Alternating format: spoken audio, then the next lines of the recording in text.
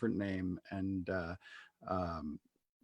it's been such a challenge for arts organizations specifically. You've had Right. to be so Sure. creative and so Oh, inventive. it's been amazingly devastating, but at the same time, amazingly free.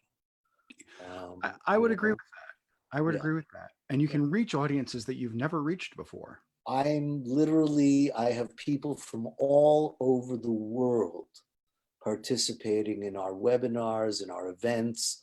And we ask them, where are you from? And it's like, okay, I'm from, Holland, and I'm from France and Germany and Israel. And it's amazing. I mean, and never would we have and they wouldn't have come to us without COVID. That's Yeah. the other side of this. The other side is there's a whole audience out there desperately looking for something to do because they're stuck in the house, and they have to do something. So, it's fascinating. And I think that's a great point about mindset that Avi is demonstrating right there, is just being open to the new possibilities that come with this format. And, as much as we feel hobbled and crippled by some of the things that we can't do, recognizing the new opportunities that are there too, and being open to that and encouraging that is, it's the mindset thing. And that makes a big difference in terms of, the creativity that you're able to spawn when you take that kind of an approach. Right. Yeah. I think that's great, and that's awesome. I can't wait. I would love to dive into that a little bit more deeply when we start this. So I'm actually going to start the recording right now. We are about a minute away from our official start. And just so you know, we are going to have a live, we do have live viewers who are here on Zoom, but if you weren't aware, we're also broadcasting live on Facebook and on YouTube Live. So we're simulcasting on all three. So, and we do have some folks who are going to be tuning in different mediums. So it'll be a great opportunity for us to really, get to make some connections, I hope. And I'm looking forward to it as an opportunity to introduce your organizations to some new viewers as well.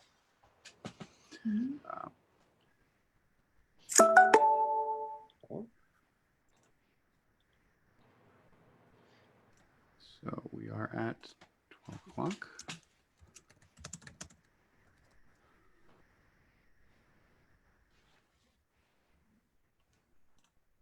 All right, let's get started. Ladies and gentlemen, everybody who's viewing, welcome everyone to our first Lunch with Latitude. Hopefully the panelists are the only ones without sandwiches in their hands. I hope that you folks are at home enjoying this, enjoying a cup of coffee or something for lunch. My name is Chris Schultz. I'm the founder of New Latitude Consulting. Our organization, if you're new to who we are and what we do, as you probably are, as we are a relatively new organization, our organization focuses exclusively on working with not-for-profit groups as they're facing development challenges and as they're forced to pivot when it comes to events and fundraising and development goals in this new normal. We focus on reimagining and redeveloping these events into socially distanced, no contact, hybrid events that will help to bring your development goals to a new latitude in this new normal. Today we have, as part of our first Lunch with Latitude session, we have three panelists who are joining us today. We have Emily Tulloch, who is here with Cape Media News. Emily is a reporter and a producer for Cape Media News, which is a hyper-local news broadcast located in Dennisport. Her favorite topics to cover are environmental stewardship, animal welfare, and the arts and culture scene here on Cape Cod. And then, of course, outside of work, Emily likes boxing, performing theater, and doing technical work on local film sets. So welcome, Emily. Thank you. We also have with us Avi Hoffman. Avi is the CEO of Yiddishkayt Initiative. Avi is a world-famous actor, and he specializes in Jewish culture and Yiddish theater. His long-running Too Jewish trilogy has been seen by millions on PBS and in venues around the world, and he has produced and presented shows throughout North America, Europe, and Israel.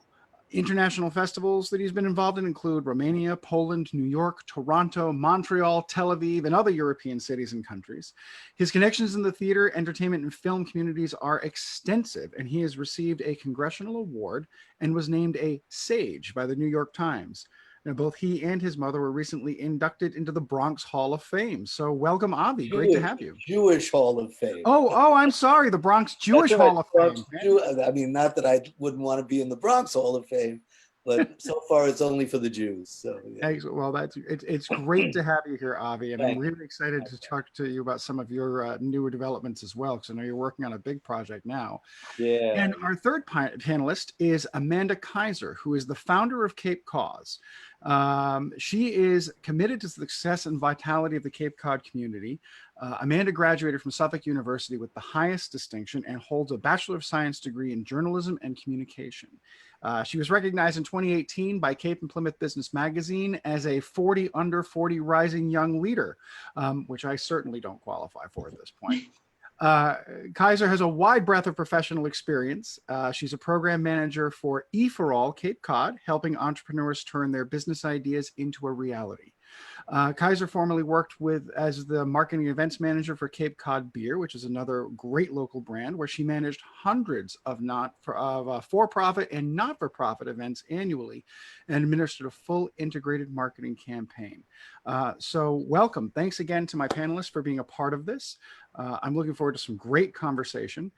The topic of our conversation today is focusing on how to make the virtual practical. I figure this is a great way to introduce what we're dealing with and what New Latitude's focus is, and an issue that we have all had to deal with. All of our panelists, as we've mentioned, are members of key organizations that have had to adapt and pivot in this new reality.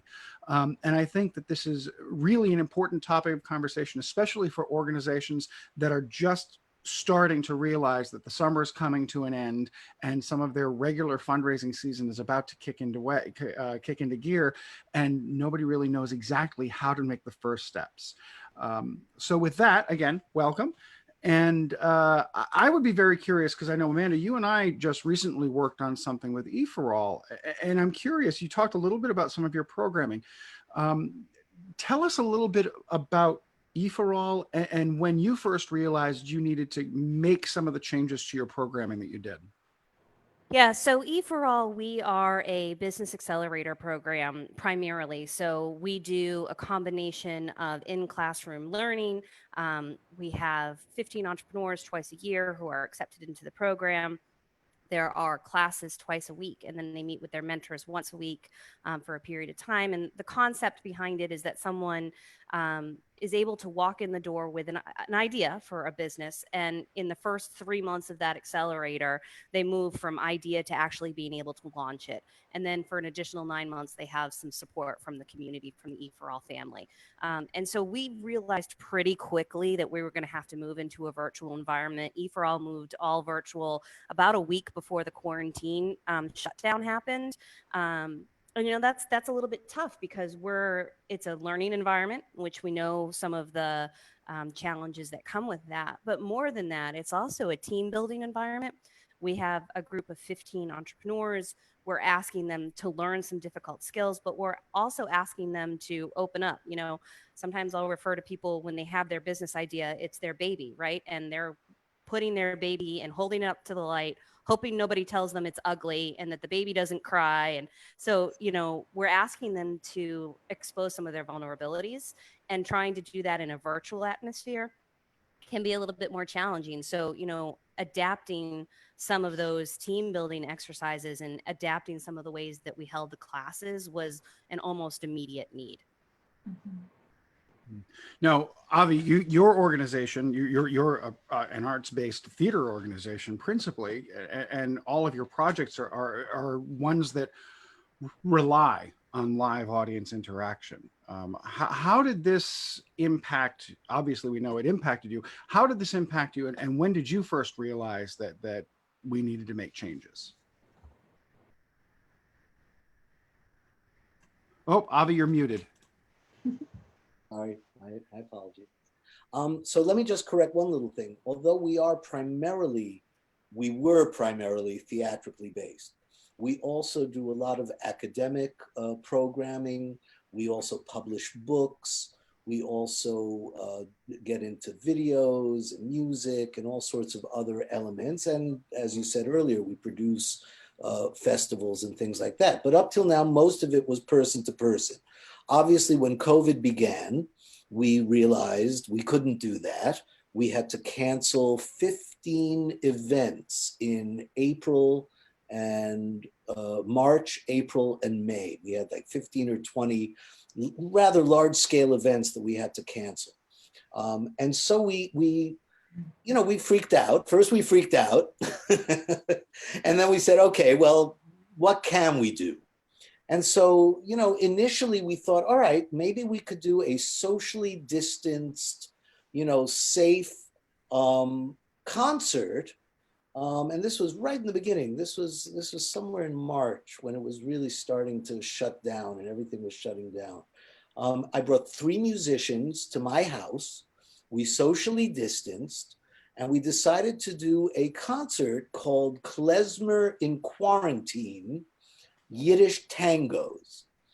And it was just this fun concert of tangos in Yiddish. And, we concentrate a lot on the Jewish cultural history and languages and different things like that.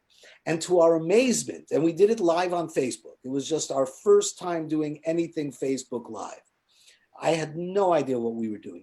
Without Amanda, not Kaiser, but McMaster, I wouldn't have known what to do. And in any event, 112,000 people have watched it and viewed it and commented. And so we realized very quickly, and those 112,000 people were all over the world. I mean, I was shocked and amazed, although now in retrospect, I'm not that shocked by it. One of our biggest country audiences was Romania. Like Romania fell in love with the Yiddish tangos. But then, of course, the klezmer music and where it came from and the gypsy, there's a lot of gypsy elements. So I'm not surprised now in retrospect. In any event, that led us to reevaluate everything, to think of everything we do in terms of virtual availability. And so we started teaching classes, we started doing concerts, we started doing lectures and small, things that could be done easily. Now we've made an alliance with an art gallery. So we do a lecture live in an art gallery, and in between the different segments of the lecture, the artist shows off his art because he's dying, because, nobody's buying, nobody's going to his store. So, it's fascinating that, and we kind of mentioned it before we started, this idea that, the silver lining on this COVID disease is that it's forcing everybody to reevaluate everything, excuse me, and find new ways to express ourselves. And at the same time, there are audiences worldwide who are sitting and looking for things that might be of interest to them. And if you happen to click with that interest, you can suddenly develop a very large scale audience all over the world. I think that's a really great point that Avi's making, which is the mindset piece of it, which is, as we went into this initially and we started to feel that initial panic of, oh my God, I'm going to have to cancel everything. And but once we're able to move past that and find the place where you can say, okay, but the flip side of that is I have no limits.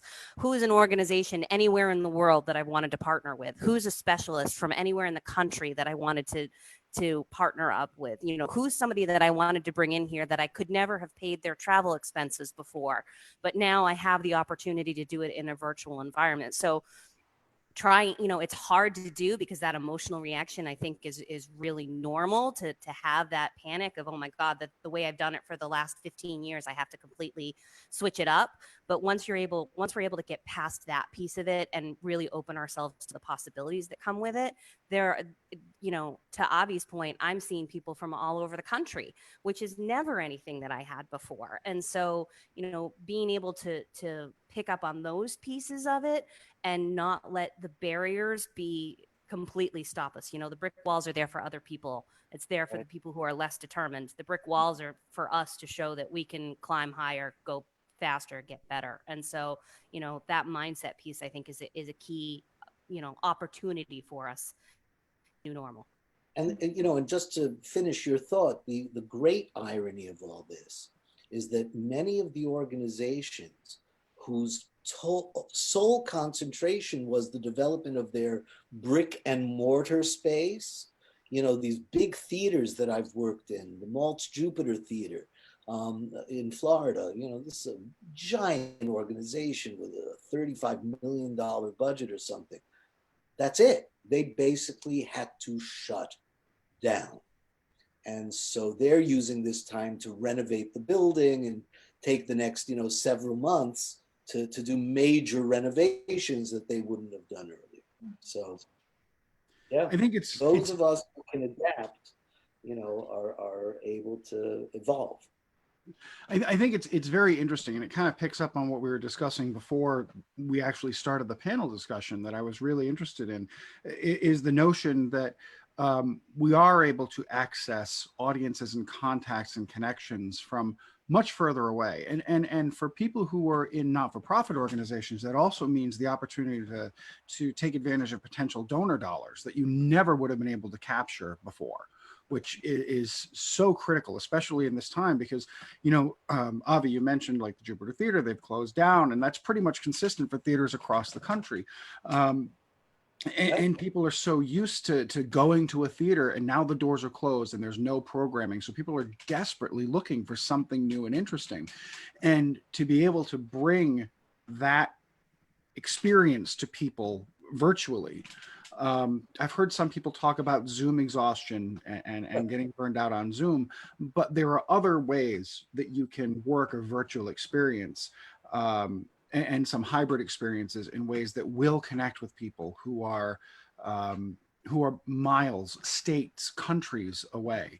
And those people, if you're able to make that connection, if you can make a personal connection with somebody that you haven't been able to make a personal connection with ever before over the miles, for a not-for-profit, that's a source of support and donation and funding and word of mouth, and it's just a great resource, especially with a hyper-focused type of specialization. You know, Amanda, in the case of entrepreneurs, and Avi, your focus on working with the Jewish community. I mean, that's a really solid niche that you have people out there who are desperate for programming.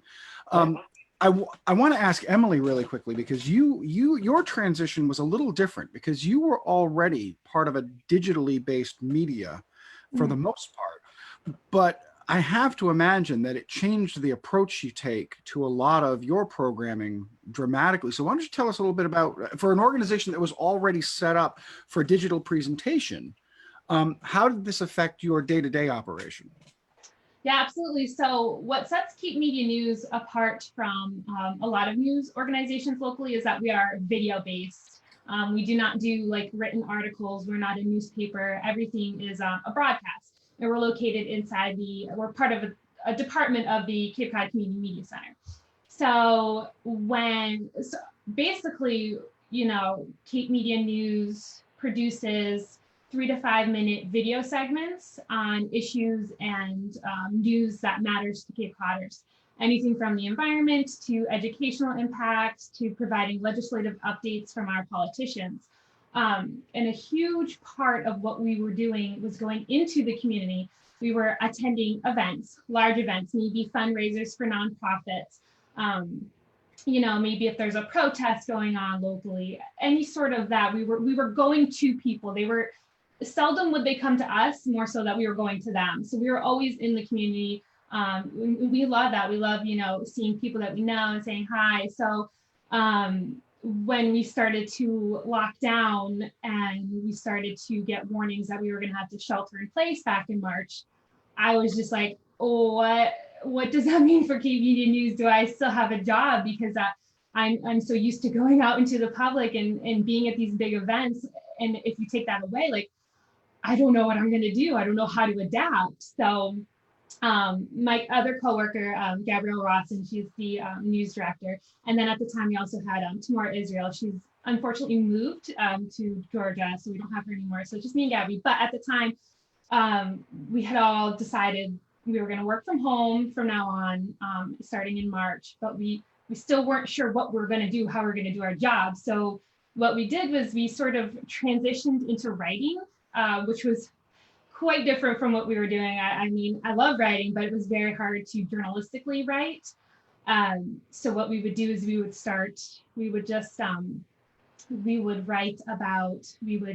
talk to people like mental health resources, and we would write some like posts on our Facebook, because that's kind of where we're posting everything on Facebook, and our channel 99, that's where everything sort of gets broadcasted. So Facebook, we found, was the best way to reach people. So we would start like mid-March writing posts all about different, I would do COVID updates where I would, report the latest COVID cases.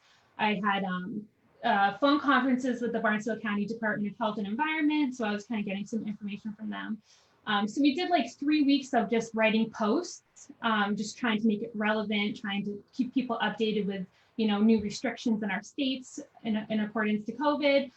But that just kind of wasn't working for us because, our main goal is to produce content for our channel.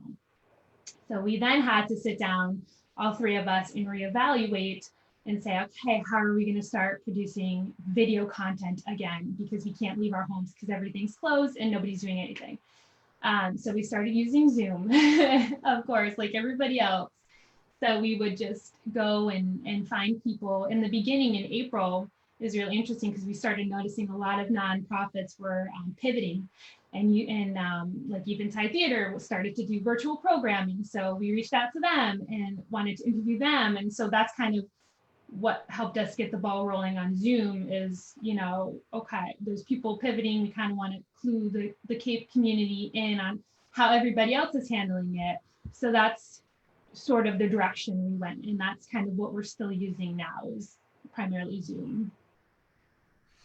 No, I'm very curious. I would love to throw this out to all of you, because I've had my own experiences with introducing myself to the digital format, and I learn something new every time I turn Zoom on. There's a new trick, or there's a new tool, or there's something I had no idea about. And for those of you who are new to New Latitude, I would encourage you, if you want to kind of experience what my transition's been like, please go to our Facebook page. Our videos are there. You can find us on YouTube as well, but find us, like us on Facebook. And please watch some of the videos. Just don't watch the first one, because it was awful. It was a whole lot of ums and ahs and stumbling all over myself. And it leads me to ask the question. I want to throw it out to you guys. Kind of what was your first experience in a major digital transition? Like put it all out there. Was it a train wreck? Did it go well? Because there are folks who are watching this right now who I'm hoping are thinking about making a virtual transition, but aren't sure where to start. And I think it's important to tell everybody out there, especially for your first foray, audiences are very sympathetic. And I'm hoping that holds true for this is our first Lunch with Latitude, but audiences are very sympathetic, especially if you're ambitious enough to go out there. So I have no shame in admitting that my first foray was a bit of a train wreck. And I'm really curious to hear from you guys, like, what did you run into? What was a big hot mess? What's the big thing you can recommend to everybody? Number one, avoid this. And just kind of just tell me a little bit about your experience. I got you here, Chris. So, my best advice is have a backup plan, right? Because the first time I did a virtual class, I had been using Google Meet for a long time. So I was like, okay, great, no problem. We'll transition right to Google Meet. Well, at the time that I was doing that, everybody else was doing that as well. And so Google was having just some network bandwidth issues. And so my first class crashed, right? So I have 15 people in the room, and all of a sudden I'm getting text messages and Facebook messages, and everybody's freaking out because they can't get into the class. So fortunately, we had set up a Zoom as a backup. So we're like, all right, well, let's try this new thing, and so we made that switch over. But if we hadn't had that backup plan, I think that would have been the end of that particular class. So that was the other thing that I can say is, introduce people to your animals early in the process. People know now, as soon as there's applause, Sissy joins in. So, to your point about audiences being forgiving about what's going on in the background, I think our natural inclination is to be like, oh my God, how embarrassing. I'm so sorry. As opposed to like, hey, the dog's going to join in. She's cheering for you too. The baby's going to cry. The stuff that, the landscapers are going to be going on in the background. And I think just sort of owning those things versus feeling like, the embarrassment of it, and just, have no shame. Be like Chris. Have no shame. This just is what it is, and don't let that stuff be a hurdle for you. And don't forget too that there are lots of different technology platforms out there.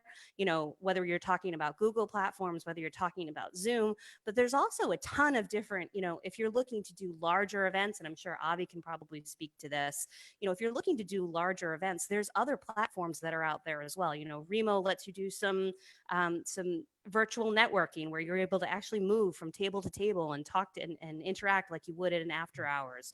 You know, there's all kinds of virtual festivals and exhibit halls that you can do depending on what your budgets are. So don't feel confined by what everybody else is doing. If you're able to find a platform that works for your event or your organization, don't be shy about, you know, get a couple of friends on there to be your guinea pigs and give it a go. Yeah, I would just say that our first program that I mentioned earlier, my dog was, walking around among the musicians, and the comments were coming in about the dog and how cute the dog was.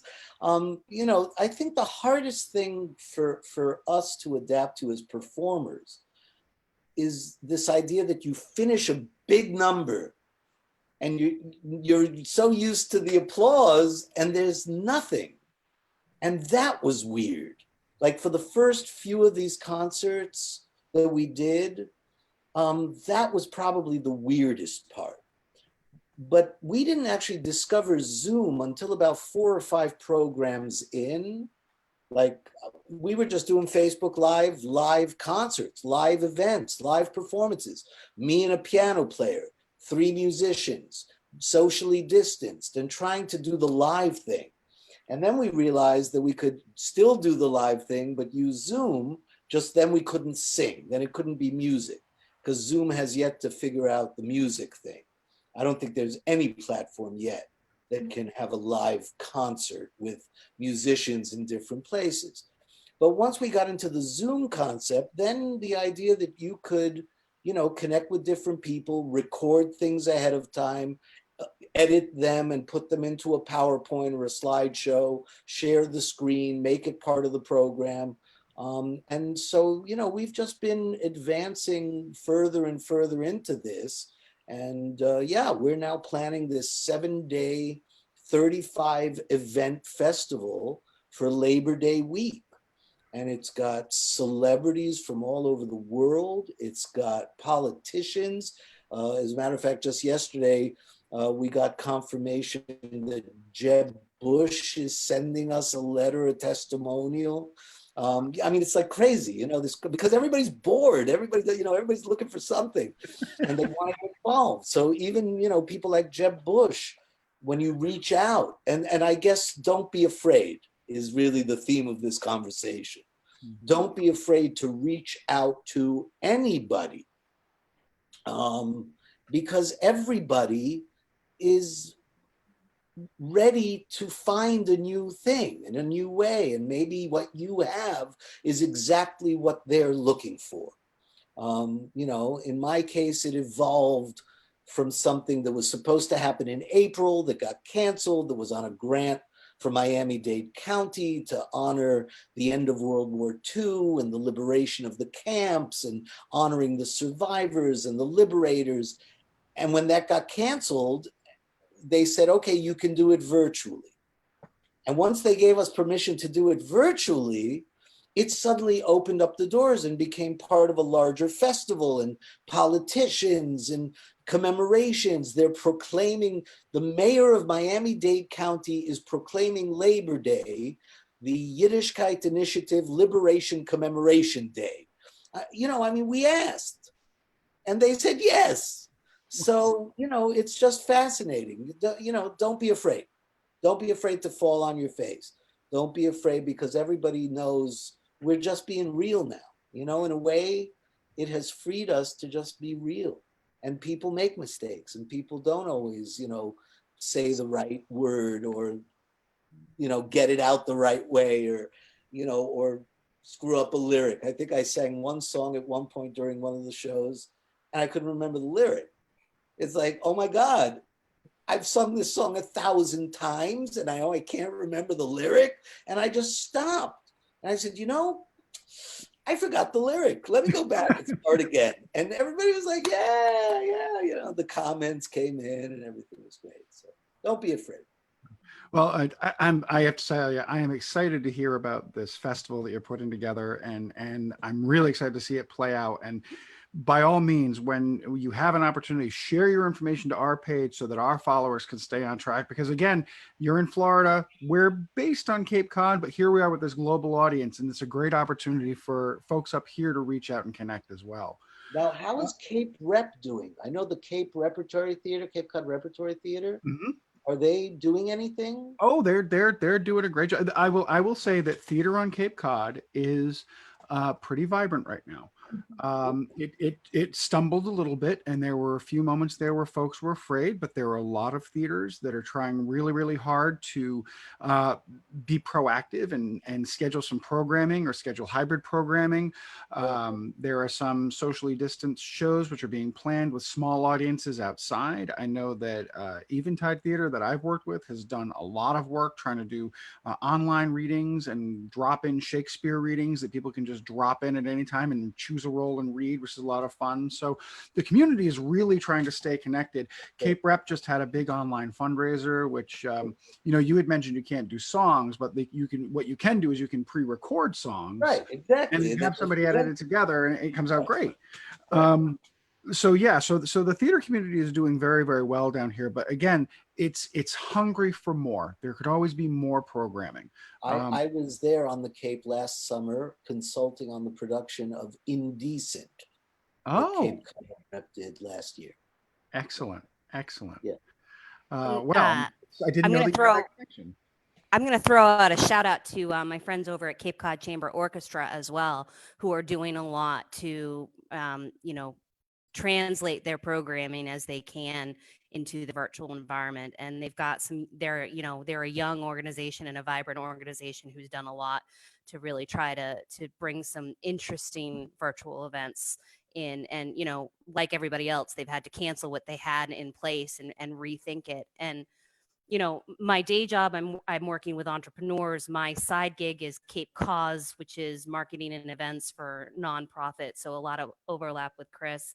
And in that along that vein, one of the things that these organizations are having to think through as well is not just the logistics of how do you make the event work, but then how do you market that, especially when you have a whole new audience. You know, one of the advantages that organizations have anywhere where there's a seasonal population, and this applies both to Cape Cod and Florida, is that, you know, you had to time these events based on when your population was there. But now there's some opportunity to run some of these events in what would have normally been considered the off season and tap those populations who may not physically be there, and gives an opportunity to perhaps take that shoulder season for your development and be able to beef that up a little bit, take it as a little bit more of a year round. And so there's some opportunity there as we're coming out of the summer season. You know, a lot of our organizations have struggled a little bit with hitting some of those development goals, but the good news is that it doesn't have to be the end of their development season with the migration of the population. Yeah. No, we've actually, you guys, this is all great stuff. We've been chatting for about a half an hour. I've got a few questions from people who are in the room that they wanted to ask that I'd like to go to. I have Jim Daglish, actually, who is a local playwright on Cape Cod, who is an award-winning playwright based on Cape Cod, has a question that looks specifically for Emily. So Emily, do you have any ideas how to combine your theater experience and your virtual digital projects? So I'm wondering if you've had any interaction with that through Cape Media or any independent work. Yeah, you know, I have to say my theater experience is the only reason why I was able to adapt to Zoom as well, because my whole job used to be behind the camera. I would go and I would be behind the camera asking people questions, and they would answer them, and all the pressure was off of me. I didn't really have to look good. I didn't really have to interact much, just ask the questions, that's it. And then Zoom, you're staring at your face, and now suddenly I have to face to face, computer screen to computer screen, have to interview these people. And it was rough in the beginning. I felt like I was very awkward because when you record it, it is there forever, and it is going on Facebook. That's my face, and I have never done this before. So that I had to tap into my stage experience and my improv experience just to kind of to get through it, because I would be trying to talk to people and I'm like, oh my god, this, I don't know what I'm doing, am I even qualified for this? So I kind of used to just put my actor hat on and say, all right, you're reporter Emily now, you're not Emily Tellick, so play your character and get through it. So that's probably the way that I've adapted most. And also my improv experience came in adapting to all of the technical difficulties of Zoom, such as what happens when you're in the middle of an interview or you're in the middle of a Facebook Live and your internet it's just gone. So kind of trying to problem solve on the spot too, like, oh shoot, okay. So I have to say that's how I've adapted. I get a kick out of what you said there when you said, having to adapt to being in front of the camera and such and being a performer. And, I always get a kick out of watching Zoom meetings and wondering who's sporting the zullet, which is a term that I've just coined. What I call the zullet is the Zoom mullet, where it's business on top and pajamas on the bottom. Right now I am. Yeah. Yeah, sweatpants on the bottom. Yeah, today I'm wearing jeans, but and I'll admit that because we're putting it all out there today. But it always cracks me up to see, it's like I wonder how many people are sitting at home and put on a nice shirt just for the Zoom and they're hanging out in their shorts or their slippers or something like that. So it is interesting how we've kind of had to adapt and pivot. And it's like, well, if you're going to do that, you got to make sure you don't stand up because I do have another question. Let me see. It says, for the entire panel, if there's any advice on lighting and sound.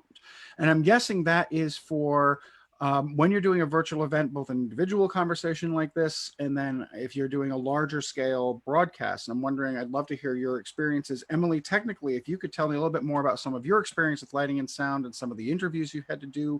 And then Avi, when it comes to some of the performances, and Amanda, the classes, if you guys could give us some idea on what experiences you've had. Yeah, I didn't have actually much experience with lighting, really. When we go into the field, we kind of just use, sort of whatever lighting, if it's like a sunny day, or if we go inside, I just try to use natural light. I'm a small operation, so I gotta, it's gotta be simple for me when I go into the field. But so when I first started out, actually, Zoom, it was a mess because I was using my laptop and it had the worst webcam in the universe on it. I'm now on my work computer. I brought my work computer home, so that's why it's a little bit better. And then like my room, my other bedroom, because I just moved, was so dark. It was like a cave. And so it was like my beginning videos for Cape Media News, like back in like maybe April, bad angle, it's an angle where it's just like you're looking up at me, and bad webcam, dark lighting. So I watched a few YouTube videos. There's a plethora of them, I have to say. If you're not on YouTube, like go there and look up ways to light your Zoom, your room for Zoom, because it's great. Mine's not the best right now because I kind of got lazy, but I just find when you're on Zoom, if you can get it so that you're in front of like a window, because that natural light kind of comes and it blesses your skin and makes you look really nice if there's some natural lighting, as opposed to if you're behind, like if there's like right now a window is behind you, and have a nice like lamp. You don't want to have it too bright, but you don't want to have it too dark. So just kind of like, I just go on Zoom and I mess around. Like I'll just go on a regular, like a call, but nobody's there, and just kind of, mess around and see what works for you. And yeah, that's all I have to say.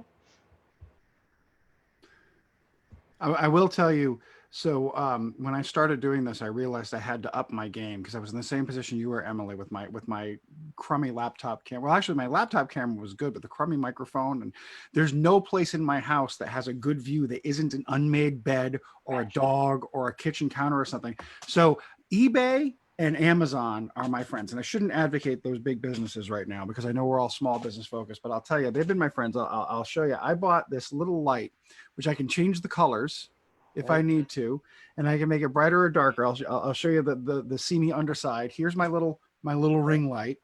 Yeah. And that cost me like $60. And then I bought a microphone, which was, you know, a pretty decent microphone for about 80. And that kind of gave me a mini studio that I can break down at any time. And you know, as soon as we're done with this conversation, I break it all down. It goes in the boxes, it stays out of the way. And then when I have to do another session, I break it all out and I do a video, and it's surprisingly convenient. I don't know, Amanda, Avi, what have you run into as far as your classes or your performances that are really helpful when it comes to planning for your virtual productions? So I think I did it all wrong and continue to do half of it wrong. And so, you know, learn from some of my hard lessons.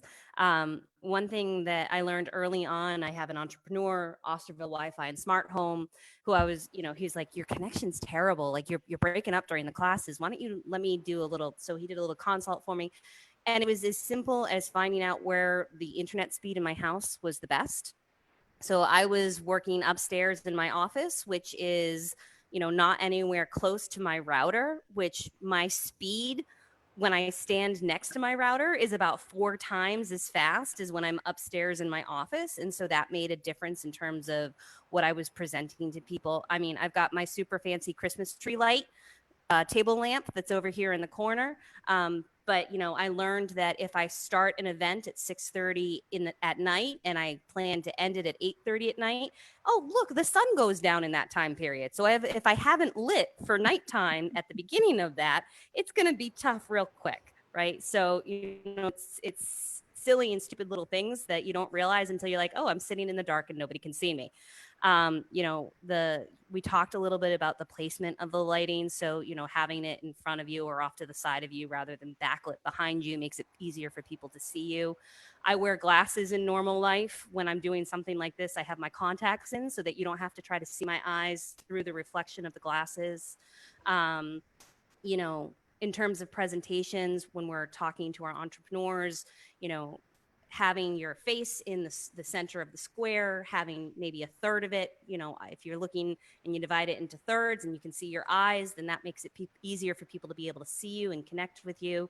You know, if you're someone who's nervous about the little red light that's going off on your computer when you've got your camera on, get the tiniest picture of your biggest fan and tape it next to your camera and look at that picture so that, you know, you're not looking at the red light, you know, the eye of hell staring at you, but instead you've got a friendly face to look at. And that helps you remember too that you're connecting with an actual audience that's out there versus just sort of talking to an empty room. So by no means am I an expert. You know, you can see I'm still with my super technical and advanced mic here that's on my earbuds. But it's, you know, getting the job done enough that people can hear me and see me and hitting up some of those really common little things that make it easier for people. Yeah, I mean, for the most part, I've been using the computer microphone and camera, and it doesn't seem to be a problem for most of the programs we do. But then, for instance, a few weeks ago, we decided we were going to get involved with 4 other nonprofit theater companies that do Shakespeare. And we were going to do a pop-up Shakespeare event in a garden in Boca Raton. And we were going to videotape each company doing a different Shakespeare scene live in the garden. And then we were going to edit it all together and offer it as a, you know, something for each of the companies to have their own. And the city of Boca Raton as a possible promotional. Here's what we're doing during COVID. We have Shakespeare in the garden.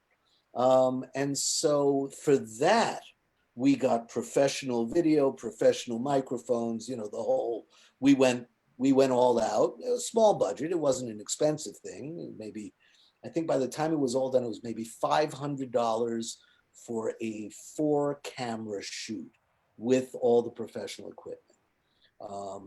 And so we're editing that now. So every, you know, each event determines its own thing. For the festival, you know, for the lectures, I'm not concerned. For the concerts, we want it to sound a little better. So we're asking people to record themselves with as professional equipment as they can get. You know, and if I've had one guy send me one of those professional microphones that plug into the computer that are specific for broadcast, and it sounds amazing. and he needed me to do that. So, sometimes we up the game, as you said. But for the most part, it's mostly just the computer and what the computer brings to the table. And lighting wise, it's do the best you can usually. And there are some rules, and you can watch YouTube videos, and it's all there. I would say one of my experiences with virtual programming, especially when you're working with people who are novices, is it always helps to have a little bit of an orientation.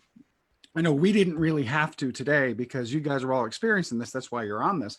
But I've had conversations where you have the people who are having the Zoom meeting like this, or they forget to turn your camera off and they take you on a tour of their house and they're wandering around.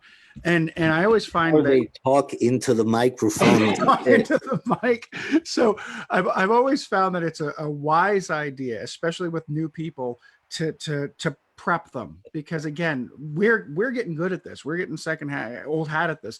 There's a lot of folks who are new, and I think it's important, that you walk them through it, because and also a lot of them, some of them are tuning in on their phone, some of them are tuning in on their iPad, some of them don't have some of them are holding it the whole time. So you want to tell them, lean it against something, put it someplace, because you have people who think, oh, this is easy, I'll just join in.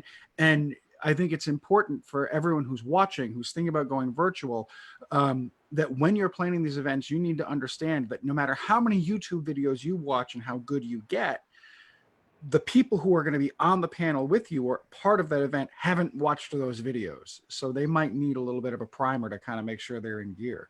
So I'm going to give you another orientation tip and address one of the questions that just came up, which is my biggest single piece of orientation advice that you give to your attendees who can be heard is that they mute themselves before they say something potentially embarrassing or unflattering.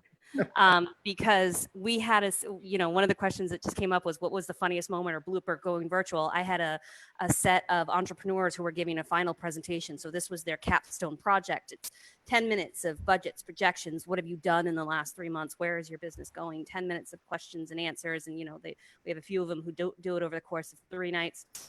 And somebody forgot to mute herself, and her significant other said to her between, she was probably the fourth one up, and, between number 2 and number 3, her significant other said to her, so what are you doing now? And she said, just trying not to make an ass of myself, because she forgot to mute herself in between. So God bless her. She said it in a lull, so we were able to edit it out for the video later. But just remembering that if you walk away, we had another situation where somebody walked away and forgot that the mic was on and had something unflattering to say about someone. And, the general rule of thumb is check, double check, and then triple check that you're on mute before you say something that might be compromising for you later. That's a great segue into this question that was just asked, which is, if our other panelists could share, what are some of your funniest moments or bloopers since you've gone virtual? What are some of the experiences? Emily, you were laughing earlier, and I'm curious. Yeah. I think it was a couple months ago. I was interviewing somebody, and I had 2 things happen. I think it was during the same interview. One, it was like 90-degree weather, and I couldn't run my AC because obviously that is way too loud to be picked up. And so it was like 90 degrees in my bedroom, and I had my door closed because I didn't want any noise. And it was so hot that I was literally, you could see sweat beads just rolling off of me. And I was trying to keep it cool, but I was so hot. And then I think it was the same interview that I have 3 cats, and 2 of them decided to just going at it. And it was so loud that it picked up on my audio. There's a giant cat fight right outside my door. And so I got off the Zoom call, and I think it was I walked out of my bedroom, and my husband's like, did you hear that? I'm like, I did. It was pretty rough. So just it's just little things like that. Because I try to have nice audio, and I try to have nice video in my segments, but some things are just out of your control when you are working from home and you are doing it virtually. Avi, what's one of your most embarrassing moments or fun or bloopers? I think our second concert that we did was just me and a piano player, and about a half hour earlier, we wanted to do a test because we were going to do double YouTube and Facebook, both simultaneous. So I had an iPad that was going on YouTube, and I had my computer going on Facebook on 2 different music stands, you know, very sophisticated. And so we turned on the test, and we're kind of like, okay, you know, and people are watching, and we're getting people watching the test. And it's like, okay, this is just a test. And then I forgot to turn off the test. And so the test just kept on going. And we're talking in the background, the dog is walking, the people are watching, and people are hysterical and they're commenting. And then I forgot to take it down from Facebook. So the test was up there for a while, until I think my daughter finally called me and says, "Are you going to take that test down? Because it's like really weird." I'm like, "Oh, sorry." So, yes. But you know, it's a new world. I mean, you know, we're navigating a new world. We are evolving into a different kind of communication culture. And so we're learning from our mistakes, and we're enjoying the mistakes. You know, the fact that we can laugh about it now and it didn't do any major damage to anybody, you know, is quite telling. We're almost at the end of our hour. And I think I have one final question to the panelists, which is probably going to take what the time we have left to answer. And I think it's actually a really great question to wrap up this discussion group. The question comes from Jim again. It says, how do you and your organizations define success with each of your online efforts? Is it through funds generated, views, participation? And how have those efforts helped you to achieve your business goals? And I have a feeling that is, because this is a new situation for everybody, I have a feeling that bar is going to be very different and look very different for each of you. So I kind of want to just go around and you know, let's start with Amanda. And if you could just kind of tell us, you know, how do you define success with these virtual programs? I think it's a really great question, right? Because I think that when we're planning these events, sometimes we get so caught up in the logistics of it and the frustration of trying to move it to a virtual that we forget that what we have to start with is the goal. You know, what are we trying to accomplish with this event, and work backwards from that. So for a lot of the things that I'm doing, I'm looking for participation, right? If I'm doing an online classroom, if all of the videos are shutting off, they're walking away. You know, if I am starting to see eyes glazing, then we're talking too much and not interacting enough. So participation is a big piece for that. You know, when I'm doing our ideas workshops or our pitch contests, I'm looking for, am I drawing people from the community who are interested in pursuing their ideas? I'm looking for ambitious people. So am I hitting the right notes with the way that I'm marketing these events, that those are the people who are attracted to this? And once you start with the goal, you can work backwards on the logistics. The logistics, you know, as we've said multiple times this afternoon, don't have to be perfect. The marketing of figuring out what it is that you're trying to accomplish makes a big difference. You know, if for a lot of what we're doing, we're looking for a certain number of people to attend. You know, so if I have a certain number of people, then I have some level of confidence that I'm going to be able to convert some percentage of those folks either into volunteers or donors. And so if I'm starting out with, I'm trying to get 100 people to show up to this event, or I'm trying to get 25 people to show up to this event, or I'm trying to get 5, whatever that number is, then having an idea of what the percentage is that I'm trying to convert gives me an idea of what that success is. But it all has to start from setting the goal at the very beginning of what the strategy is, of what we're actually trying to accomplish, not throwing it on and then analyzing it afterwards and saying, hey, did I get what I wanted out of this? Because the answer, I think, will always be no. If you haven't started from what your goal is, if you're looking at it after the fact, I think that the answer will always be no, you didn't get what you wanted out of it. I think you actually have to work backwards and plan for that in order to be able to measure that success and be able to recognize that success for your organizations. That's very, very insightful. That really kind of encapsulates a lot of what I think the organization should. If there's any kind of takeaway, I think it's that virtual events shouldn't be too different in the way that you plan them from a regular event, from an in-person event, that you should have your outcomes already kind of sketched out. What are your goals? I think that's a very important thing to keep in mind, because it is awfully easy to just say, let's turn on the camera and see what happens. And I think that's a great takeaway. Thank you. Emily, how has Cape Media News come to define success with your changes in programming? Yeah, absolutely. I think Cape Media News has and always will define our business goals in terms of how well we reach our audience and how we connect with the Cape Cod community. That's what's most important to us, is that we're delivering content to everyone that matters to them and that they care about.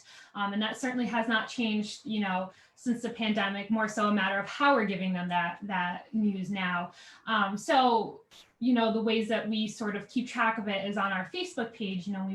We want to see what videos are getting more views and more likes and more comments. And so kind of, okay, well, if this is getting more views, more people are probably interested in this area. So maybe I'll try to find another story similar to this one.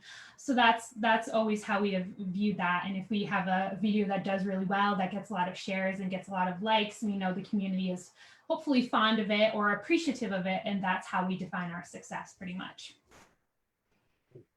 And Avi, I mean, you've already shared with us some of the successes you've had, and it's pretty impressive. Can you kind of enlighten us, like, how do you decide that a project you've done is a successful piece? What are your benchmarks? Did we pull it off? That's a success.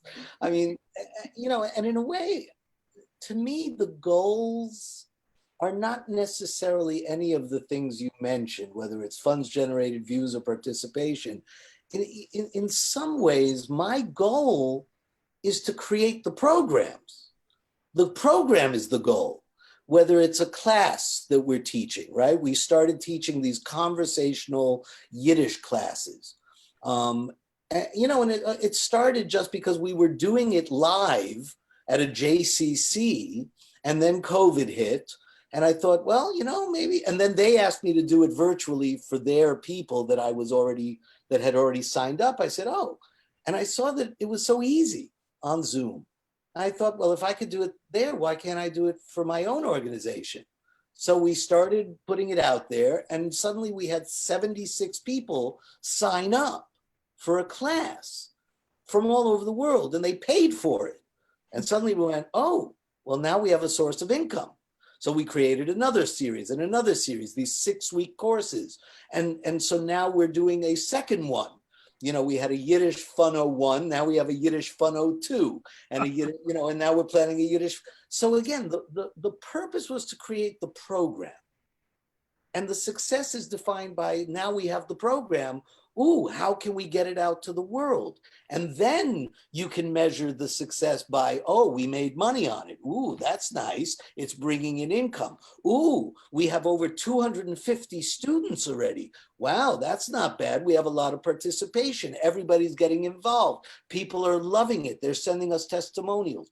So I guess every project has a different kind of criteria for success. These lectures we're giving, it's basically Facebook Live, let's get eyeballs. The ultimate goal is to sell artwork. The ultimate goal is to maybe have a lecture that can then be broadcast independently of the time it was done. Right now I'm accumulating all of these videos of these classes, for instance. Well, I can edit them into a class that I can sell, where I don't even have to be there anymore. And so now we're generating additional income. So again, we're living in this evolutionary time. So I think every project has to have its own kind of thing, these festivals. I don't know, I have no idea. I know that I needed to do a festival. And if I needed to do a festival, then who am I gonna get to be in it?